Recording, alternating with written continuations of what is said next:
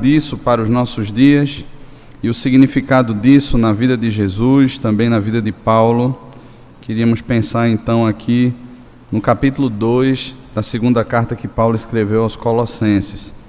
Eu quero ler com os irmãos todo o capítulo 2, ok? Então eu peço que você acompanhe com bastante atenção, capítulo 2 da carta de Paulo aos Colossenses. Nos diz assim a palavra do Senhor: Gostaria, pois, que soubesseis quão grande luta venho enfrentando ou venho mantendo por vós, pelos laudicenses e por todos quantos não me viram face a face, para que o coração deles seja confortado e vinculado juntamente em amor, e eles tenham toda a riqueza da forte convicção do entendimento, para compreenderem plenamente o mistério de Deus, que é Cristo, em que todos os tesouros da sabedoria e do conhecimento estão ocultos. Assim digo para que ninguém vos engane com raciocínios falazes, pois embora ausente quanto ao corpo, contudo em espírito estou convosco, alegrando-me e verificando a vossa boa ordem e a firmeza da vossa fé em Cristo.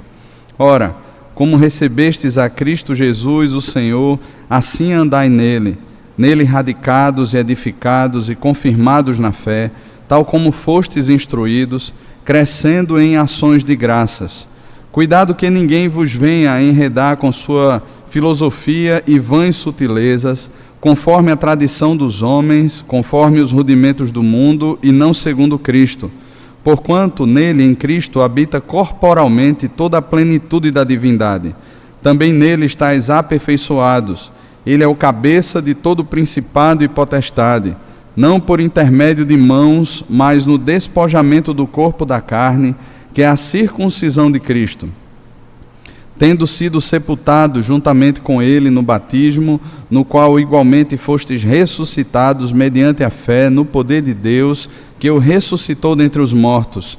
E a vós outros que estáveis mortos pelas vossas transgressões e pela incircuncisão da vossa carne, vos deu vida juntamente com ele, perdoando todos os nossos delitos, tendo cancelado o escrito de dívida que era contra nós e que constava de ordenanças, o qual nos era prejudicial, removeu inteiramente, encravando-o na cruz, e despojando os principados e as potestades, publicamente os expôs ao desprezo, triunfando deles na cruz.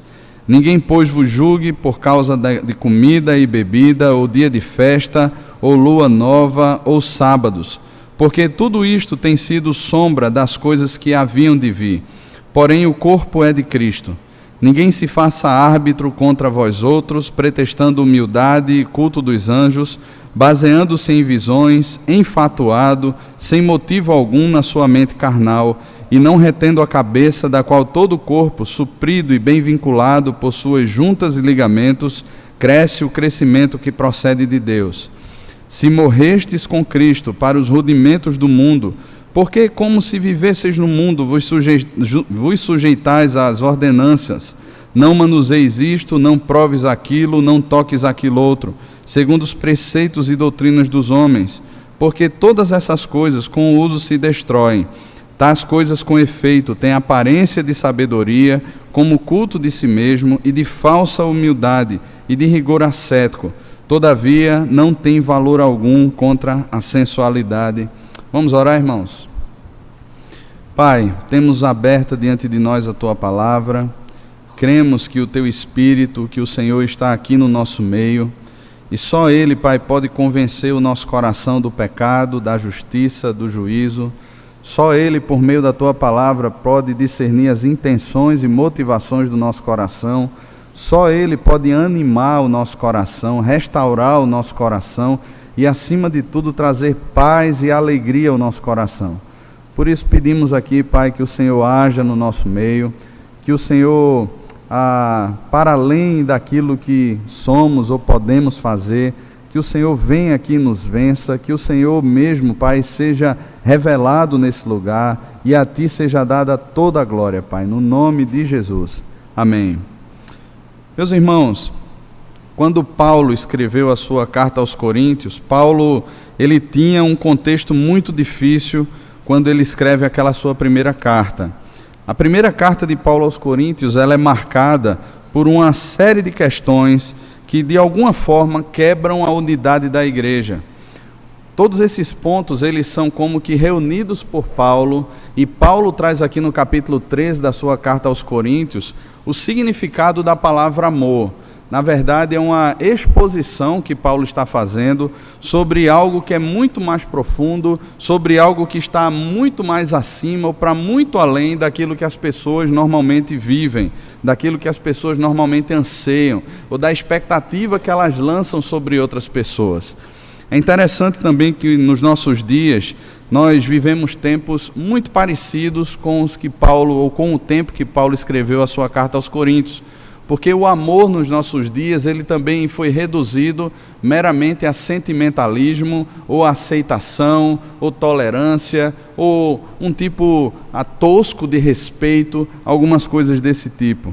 Naqueles dias, Paulo enfrentava crises dentro da igreja. Uma dessas crises eram as batalhas internas. E com certeza essas batalhas internas, sejam por partidos ou por ícones que passaram dentro da igreja, pastores que passaram na igreja, e aquelas pessoas se apegaram aos nomes e passaram de alguma forma a dizer: olha, eu sou de Paulo, eu sou de Apolo, eu sou de Cefas. Não só por isso, mas também por conta de toda a guerra dos dons espirituais, as pessoas que se achavam melhores do que as outras porque elas tinham dons extraordinários, enquanto outras possuíam dons mais simples. Também havia a questão da ceia do Senhor, que eles, quando se reuniam para pior e não para melhor, porque cada um buscava o que era melhor para si. Aqueles que traziam grandes banquetes, eles se alimentavam ali durante aquele dia, o domingo, onde era comemorada a festa ágape, o dia do Senhor, a festa do amor. E creiam os irmãos e pensem comigo, aqueles que tinham muito estavam ali abastecidos, estavam se alimentando muito bem, e outros que eram mais pobres, outros que padeciam necessidades, não tinham o que comer. E o nome dessa reunião, desse culto, era festa ágape, festa do amor. A palavra ágape, na verdade, ela se refere a um tipo de amor que ele não mede condições. Ele não é um amor interesseiro.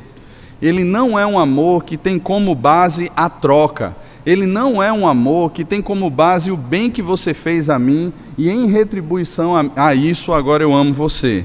Quando o apóstolo João escreve a sua primeira carta, no capítulo 4, o apóstolo João faz esse contraste. E ele traz uma verdade muito séria ali, bem radical mesmo. Ele diz que todo aquele que ama, ele é nascido de Deus.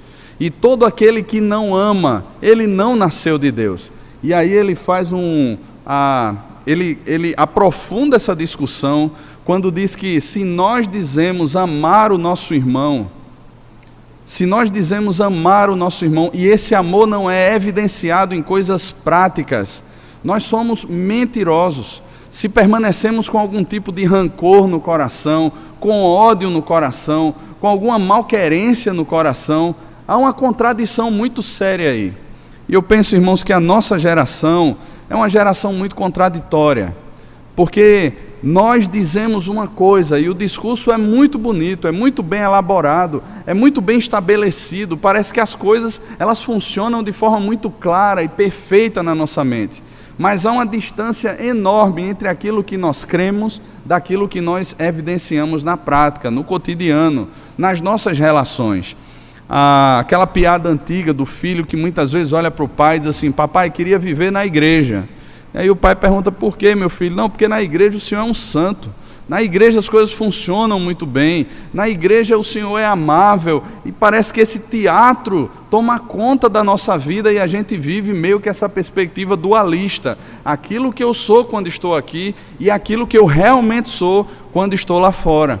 Aquilo que eu vivo aqui dentro, a forma como eu abraço as pessoas, como eu sorrio para as pessoas, como eu brinco com as pessoas, e a minha ira lá no trânsito, ou a minha ira lá em casa, ou a forma como eu disciplino e muito mal os meus filhos.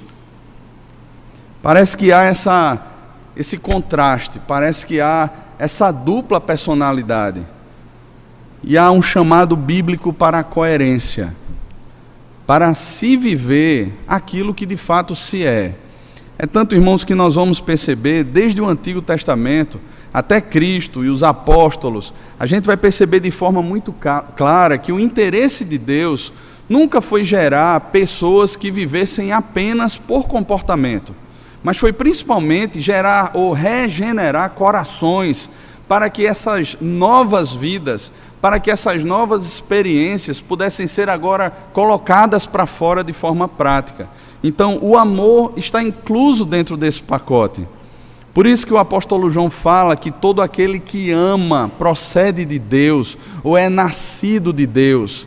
E aqui, irmãos, a grande análise, talvez para o nosso coração, aqui nessa tarde, nesse final de tarde, seja, de fato, eu tenho amado. Porque é muito fácil, irmãos, nós vivermos a contradição do que Paulo aponta aqui no capítulo 13 da primeira carta aos Coríntios. E aí, de repente, você está perguntando por que nós lemos Colossenses, e a gente vai chegar lá. Entretanto, Paulo ele deixa muito claro que existem pontos aqui que eles são contraditórios. Um deles é o ressentimento que provavelmente existia dentro da igreja de Corinto. A gente, quando vê a palavra ressentimento, ou como Paulo está explicando e ensinando a igreja ali que o amor ele não se ressente do mal, ressentimento nada mais é do que sentir de novo alguma coisa, é ressentir alguma coisa. E geralmente essa palavra é usada para aspectos negativos. Eu estou com ressentimento no coração, eu estou magoado, eu estou sentindo algo que não é bom por determinada pessoa. Entretanto, a palavra, no original, ela traz um peso diferenciado. E ela é mais grave, ela é mais séria do que ressentimento. Essa palavra, logizomai, ela aparece pelo menos 40 vezes no Novo Testamento. E ela pode ser traduzida também por imputação, ela pode ser traduzida também por considerar. A palavra considerar, como é usada, por exemplo, em Hebreus capítulo 12, quando o autor aos Hebreus diz ali, considerar aquilo que já fizeram contra mim, aquilo que irmãos já fizeram contra mim, aquilo que de alguma forma pessoas amadas fizeram contra mim, e eu colocasse tudo dentro daquela nota promissória, ou daquele inscrito, eu colocasse tudo ali, e aquilo ali fosse depositado dentro do coração. Eu penso que quando o autor aos Hebreus ele está falando, desembaraçando-nos de todo o peso e do pecado, peso pode significar isso também, irmãos. E isso é um peso, porque é como se a gente tivesse o tempo todo olhando para as pessoas e não libertando o nosso coração, não é nem libertando as pessoas, porque a prisão é nossa. É como se nosso coração vivesse sempre dentro de prisões, como se de alguma forma a gente vivesse carregando toneladas e toneladas sobre as costas, porque a gente não consegue de alguma forma soltar aquelas pessoas, a gente não consegue libertar aquelas pessoas no nosso coração. É como se todo o mal que foi feito ficasse ali arraigado, escrito, e aquela dívida fosse uma dívida constante. Ainda que muitas vezes a gente consiga olhar para as pessoas, ainda que muitas vezes a gente consiga dizer até que perdoou, e aí final de ano está chegando, e é a demonstração mais clara desse teatro hipócrita. Tem aquelas reuniões de família, aquela coisa toda, e tem lá aquela pessoa que faz aquelas aberrações, aquela tia, aquele tio, aquele primo, que você olha assim, que assassina a língua portuguesa no WhatsApp, aquela pessoa que faz aqueles absurdos, que muitas vezes fala mal de você, e você encontra lá naquele amigo secreto do final de ano, e você diz assim, ô meu querido, venha cá, Deus te abençoe, um feliz ano novo para você, que Jesus esteja com você, e quando você vira as costas, parece que há vontade de dizer, vai-te embora. Parece que a gente se acostuma com isso. E parece que isso vira até meio que um aspecto cultural, porque todo mundo vive isso nas festas de família final de ano. É incrível. É incrível. As pessoas sempre têm alguma coisa até. Eu lembro de uma pessoa que chegou para mim e disse assim, rapaz, olha, eu falo com aquele meu primo ali, mas eu não esqueci o que ele fez comigo na infância. Eu lembro que ele ganhou uma baleadeira, e aí a gente brincando na casa do meu avô, aquela animação toda, e de repente ali ele pega aquele estilingue e diz assim: não pense duas vezes, atira ou não? E eu respondi para ele: não. Eu duvidei que ele atirasse, parece que a dúvida aguçou o coração dele, e ele soltou ali, tinha uma bolinha de gude dentro, acertou minha testa, eu caí para trás do sofá, e eu não esqueci disso até hoje. Eu disse: rapaz, quanto tempo isso faz? Não, a gente tinha uns 7, 8 anos de idade.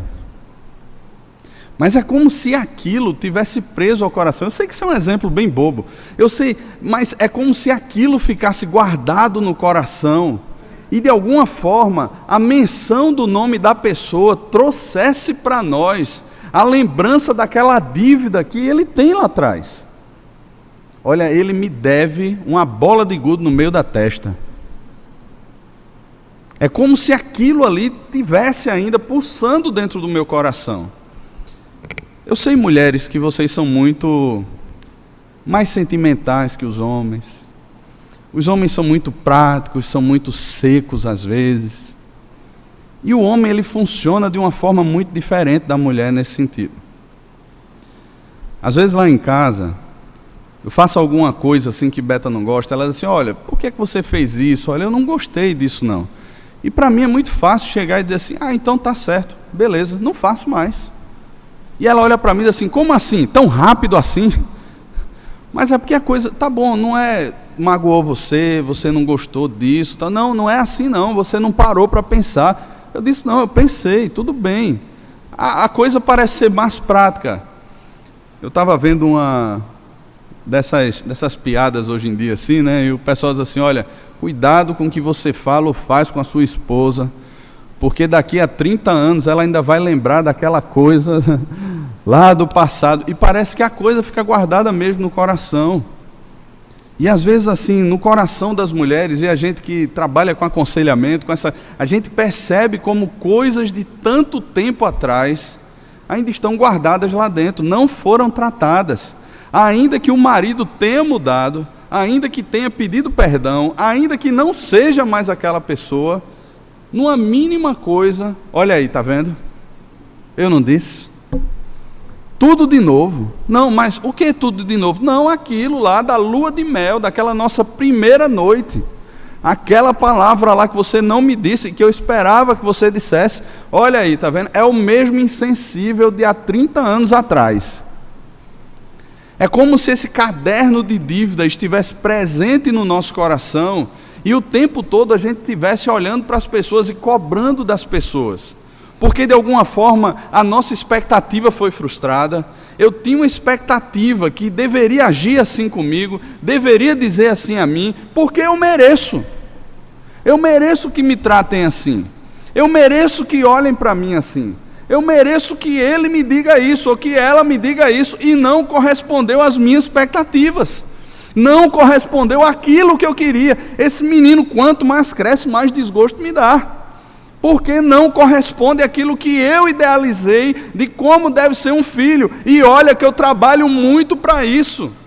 Eu ensino a Bíblia a esse menino, eu canto para esse menino, vou até a escola falando de Jesus para esse menino, eu faço tudo direito, mas ele não corresponde àquilo que eu quero.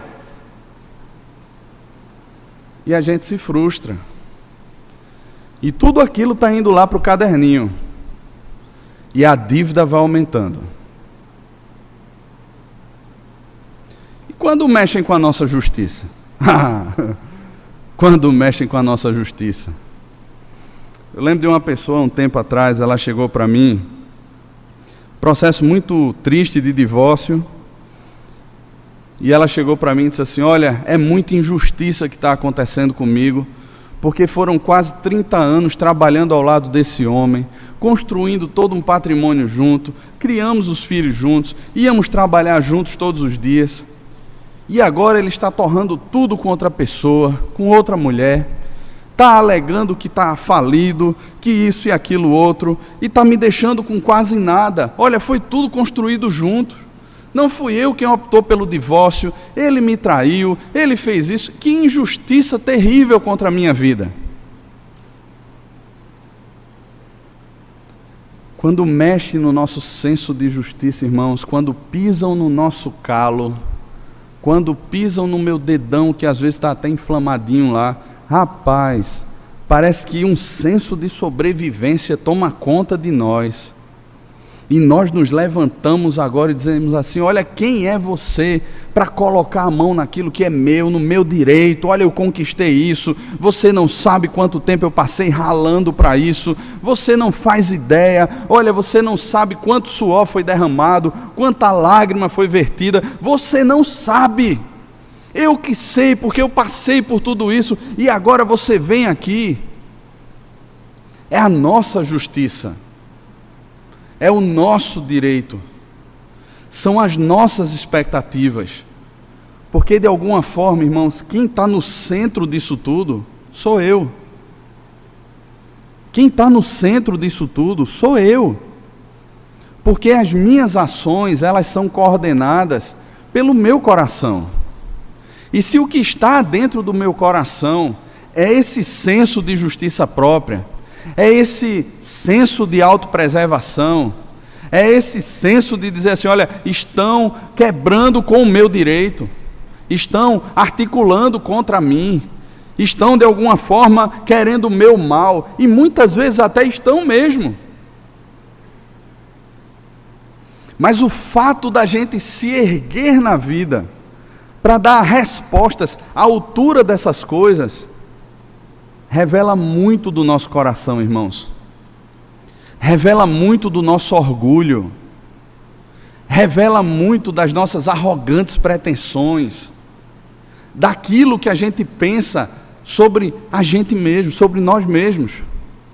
Da forma como o espelho revela quem eu sou. Isso revela meu coração. Isso revela o tamanho do meu egoísmo. Isso revela o tamanho das minhas expectativas, porque afinal de contas, esse lugar que eu estou não me merece não. Eu sou muito melhor e muito maior do que qualquer pessoa que possa estar aqui trabalhando comigo. Eu sou muito melhor e muito maior do que essa esposa que eu tenho, do que esses filhos que eu tenho. E eles só fazem diariamente aumentar o débito deles para comigo. É como se fosse assim. É como se a vida da gente, ela girasse constantemente a partir desse inscrito de dívida que as pessoas têm, elas nos devem. Há um tempo atrás eu ouvi uma frase, eu não lembro de quem foi essa frase, mas a frase dizia assim: perdoados, perdoam, amados, amam, perdoados, perdoam, amados, amam. E o centro dessa frase não era falar das pessoas que me perdoaram. O centro dessa frase, ou o eixo dessa frase, não era falar das pessoas que me amaram ou que me amam. E porque elas me perdoaram, eu passo a perdoá-las também. E porque elas me amaram, eu passo a amá-las também. Até que elas não me perdoem ou me façam mal, seria assim. Mas o centro do texto, o eixo do texto, fala sobre o perdão e o amor de Cristo. Ele me perdoou de uma dívida que era impagável. A linguagem que Paulo usa aqui em Colossenses, no capítulo 2, é que nós estávamos mortos por causa das nossas transgressões, pela incircuncisão da nossa carne, versículo 13, e Ele nos deu vida, juntamente com Ele, perdoando todos os nossos delitos, e tendo cancelado o escrito de dívida que era contra nós, que constava de ordenanças, o qual nos era prejudicial, removeu inteiramente, encravando na cruz, e despojando os principados e as potestades, publicamente os expôs ao desprezo, triunfando neles na cruz. A imagem que Paulo coloca aqui para mim e para você é a imagem de um tribunal. Eu não sei quantos de vocês aqui já tiveram presença num tribunal, ou de repente até já assistiram numa série de TV, alguma coisa assim. Mas é bem simples a imagem de um juiz a imagem do advogado de defesa, do réu e da acusação. Só que pense você que a acusação, ainda que ela seja do escritório pai da mentira, ela não está mentindo ali. Esse escritório, ele esteve de olho na sua vida, coletando não só evidências, mas provas. Ele tem fotos, ele tem filmagens, ele tem a história da sua vida em vários aspectos, em vários momentos. E ele está ali diante do juiz, dizendo assim: olha aqui, eu tenho provas. São provas cabais, são provas claras. Não tem como a sentença não ser favorável a mim. Não tem. Ela tem que ser favorável a mim, porque as provas são consistentes. Eu tenho aqui toda a argumentação, eu tenho aqui até palavras que foram ditas em determinados momentos, que mostram aí a intenção do coração. Eu tenho uma série de coisas aqui, e esse cara tem que ser condenado. Essa é a cena lá no tribunal. Nós não estamos sendo acusados de inverdades. Nós temos de fato um escrito de dívida contra nós. E Jesus, ele pega diante do juiz todo esse escrito de dívida que era contra mim, todos esses delitos e pecados, e ele vai até aquela cruz e crava lá naquela cruz esse escrito de dívida que era contra mim. E lá naquela cruz ele me perdoa. E lá naquela cruz, ele me justifica de todo o meu pecado. E lá naquela cruz, ele faz o que jamais eu teria condições de fazer. Porque qual era a alegação que eu poderia dar naquele tribunal? O que é que eu poderia falar em minha defesa naquele tribunal? Qualquer coisa que eu falasse seria usada contra mim. Porque eu estaria mentindo naquele tribunal e seriam mais provas ainda contra mim.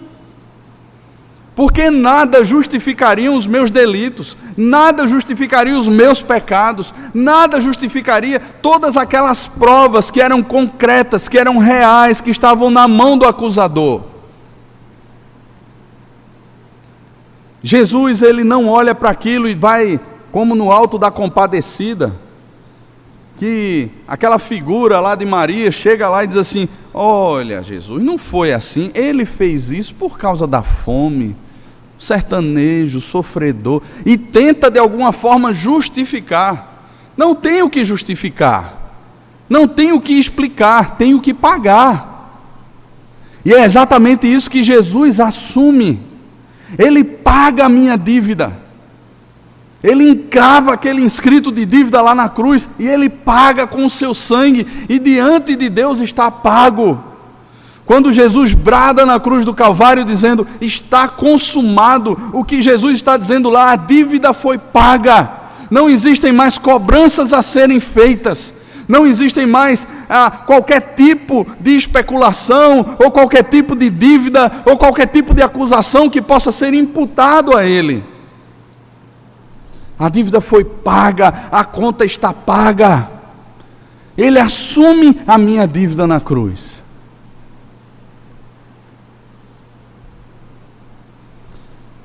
Perdoados, perdoam, porque eles percebem o tamanho da sua dívida, a impossibilidade do pagamento por si só, e eles percebem o tamanho do seu perdão. Irmãos, quando esse processo não acontece, pessoas que sabem o que Cristo fez, que olham para tudo isso que eu estou falando e dizem assim: meu irmão, eu já escutei essa história, mas isso não mexe com o coração de alguma forma. Eu chamo a atenção para algo muito sério aqui, chamado orgulho. Sabe por quê? Porque parece que com o passar do tempo, com a bagagem que a gente vai acumulando, de leituras, de obras, serviço, na igreja, nos ministérios, isso e aquilo, a gente começa de alguma forma a pensar que nós somos dignos de alguma coisa. Parece que a gente começa a olhar para a gente mesmo e dizer assim: rapaz, eu sou bom, eu sou bom para alguma coisa, eu sirvo para alguma coisa. E a gente começa a esquecer e abrir mão da graça de Deus, e o fato é que, com o passar do tempo, parece que a gente começa a criar novos escritos de dívida contra as pessoas. E se de repente alguém me frustra na caminhada, não caminha como eu espero, é muito fácil para mim descartar. Irmãos, existem pessoas que a gente caminha durante anos. Eu não estou falando semanas ou meses, não. Eu estou falando durante anos. Pessoas que nasceram muitas vezes dentro da sala da sua casa. Pessoas que muitas vezes você olha assim, você gastou tempo estudando Bíblia, lendo livros, orando com a pessoa, participando de viagens missionárias, de acampamentos, disso ou daquilo outro, caminhando com a pessoa. E de repente a pessoa começa a abraçar teologias ou caminhos diferentes, ideias diferentes. A tendência natural do meu coração é fazer, sabe o quê? Descarta.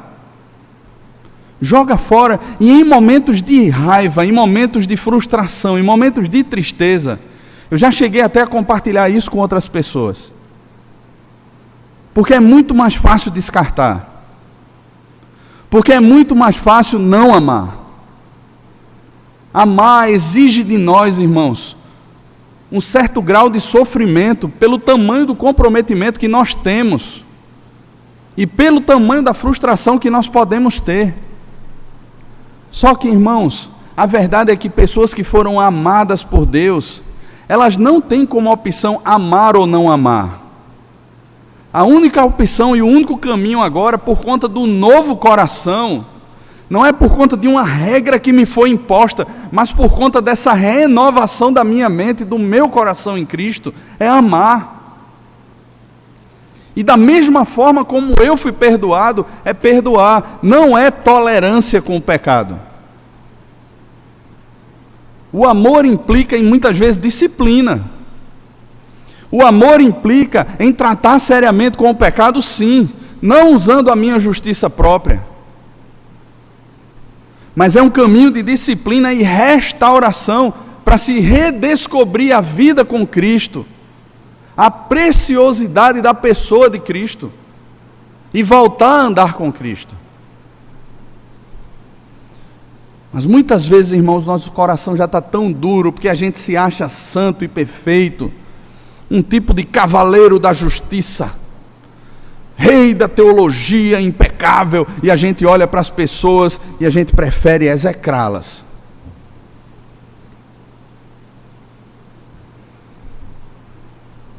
Nós somos chamados a amar, irmãos. Não a tolerar, mas a amar. Amar de verdade. Com todas as descrições que a palavra de Deus nos faz sobre o significado de amar. Se você puder, abra sua Bíblia lá no Evangelho de Marcos, capítulo 15.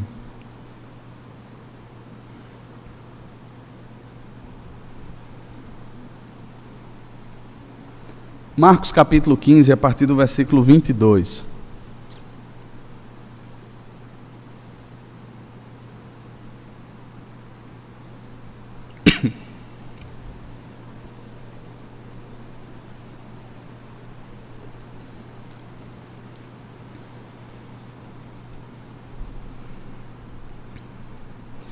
E levaram Jesus para o Gólgota, que quer dizer lugar da caveira. Você sabe quem é Jesus, não sabe? O Filho único e amado de Deus. Deram-lhe a beber vinho com mirra, ele, porém, não tomou. Então o crucificaram e repartiram entre si as suas vestes, lançando-lhe sorte para ver o que levaria cada um. Era a hora terceira quando o crucificaram, e por cima estava em epígrafe a sua acusação, o rei dos judeus. Com ele crucificaram 2 ladrões, um à sua direita e outro à sua esquerda. E cumpriu-se a escritura que diz, com malfeitores foi contado. Os que iam passando blasfemavam dele, meneando a cabeça e dizendo, tu que destróis o santuário e em 3 dias o reedificas, salva-te a ti mesmo, descendo da cruz. De igual modo, os principais sacerdotes com os escribas, escarnecendo entre si, diziam, salvou os outros e a si mesmo não pode salvar-se. Desça agora da cruz o Cristo, o Rei de Israel, para que vejamos e creiamos. Também os que com ele foram crucificados o insultavam. Faziam o mal de forma proposital contra Jesus. Se você fosse Jesus ali naquele momento, como é que você lidaria com essas acusações? Com esse escárnio? Como é que você lidaria com pessoas que foram criadas por você como ratos insignificantes, talvez? Como um desejo simples, num piscar de olho, que elas fossem fulminadas ali? Porque você está ressentido do mal que estão fazendo, a dívida delas está alta aí no seu caderninho do coração. Irmãos, talvez fosse exatamente isso que eu fizesse ali. E quando eu leio esse texto, é exatamente esses sentimentos que vêm ao meu coração. Porque existe uma injustiça terrível sendo cometida aqui aos meus olhos. Aos meus olhos. E o nosso coração, ele se revolta muito diante da injustiça.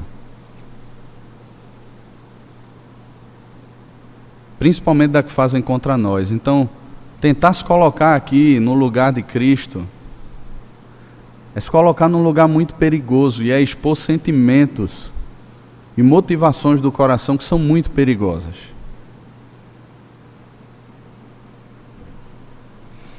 O fato é que Jesus olha para aqueles homens todos e Jesus os amou até o fim. E a oração que Jesus faz ao Pai é: Pai, perdoa-os. Eles não sabem o que fazem. E a todos quantos creram no seu nome, deu-lhes o poder de serem feitos filhos de Deus.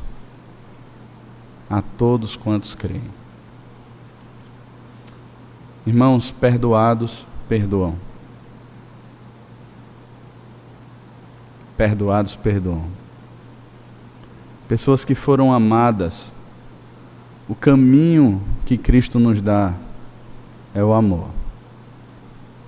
Se compreendemos o amor da cruz e se percebemos de fato a nossa vida sendo alcançada naquela cruz, nós amamos.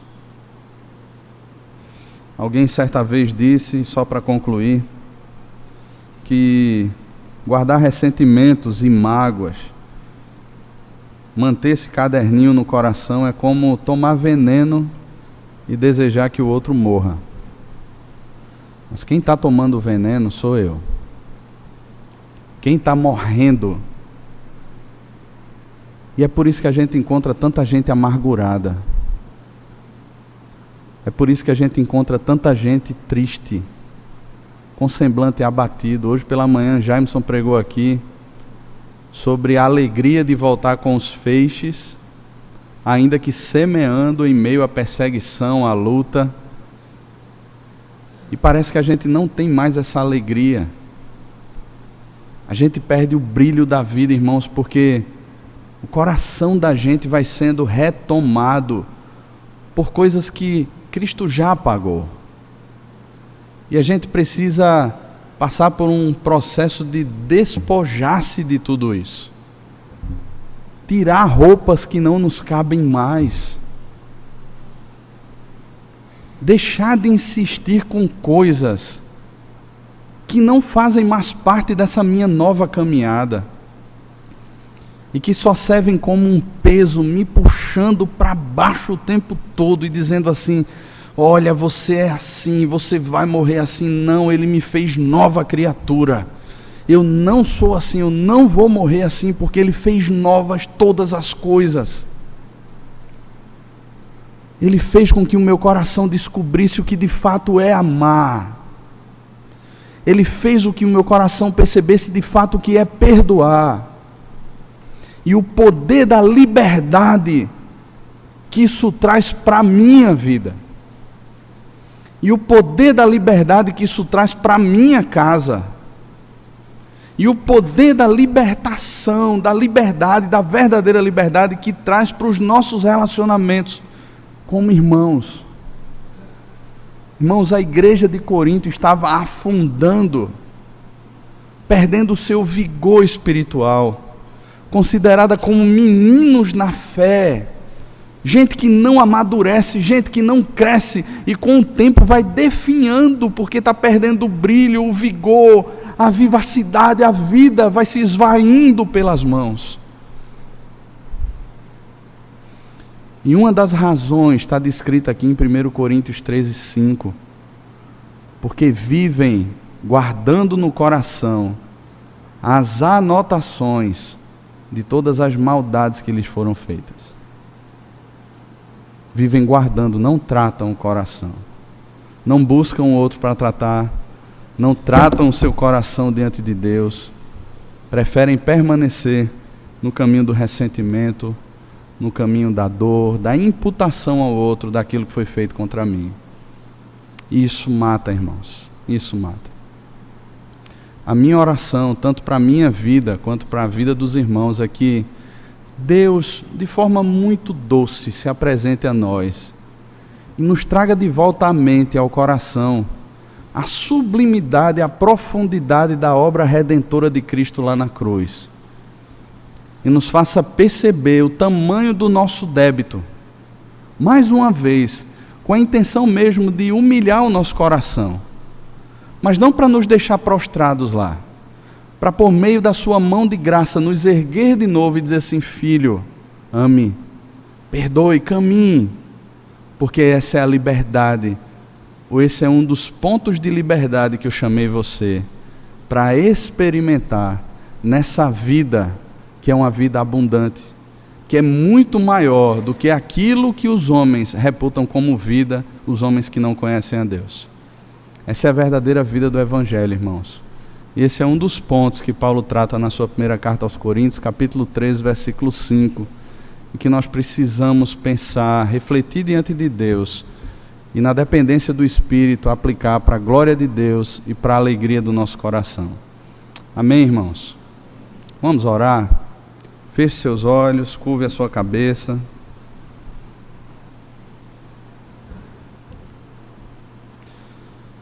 Senhor, o Senhor conhece aqui, Pai, porque o Senhor é o único que pode sondar o nosso coração, as nossas motivações. O Senhor conhece cada um de nós aqui, Pai.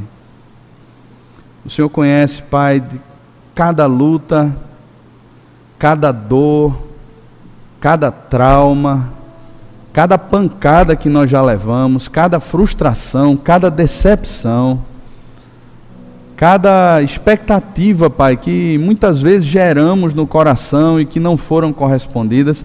O Senhor sabe.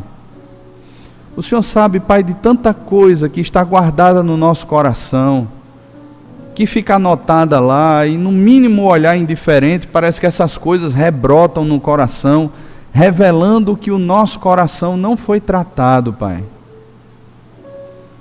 Pai, precisamos do Senhor. Precisamos, Pai, da Tua graça. Precisamos aqui, Pai, da assistência do Teu Espírito, porque por nós mesmos, Pai, a gente só tem potencial para piorar as coisas. Mas, por meio do Senhor, o nosso coração pode de fato amar e perdoar. O nosso coração pode olhar para tudo que já aconteceu no passado, como José olhou um dia. Todo o mal que os seus irmãos lhe fizeram, naquele encontro, quando ele se revela com seus irmãos, onde ele grita, onde ele chora, onde ele relembra, mas ao mesmo tempo onde ele percebe a soberania do Senhor, onde ele percebe a graça do Senhor e consegue, olhando nos olhos dos seus irmãos, falar: não foram vocês que me enviaram para cá, foi Deus que me enviou para cá. Como o próprio Senhor Jesus naquela cruz, diante de tanta afronta, diante de tanto escárnio, pôde olhar para aqueles homens e rogar o perdão do Pai sobre eles. Senhor, que esse amor de Cristo nos constranja. Que essa superabundante graça constranja o nosso coração. Que passemos a amar de verdade, Senhor. E experimentar de forma muito clara e prática na nossa vida essa liberdade que o amor nos traz. O verdadeiro amor, não o amor pregado nesse século, mas o verdadeiro amor que tem raízes sólidas, que tem bases firmes na revelação do Senhor por meio da Tua palavra. Senhor, nos abençoa sim e liberta o nosso coração no nome de Jesus.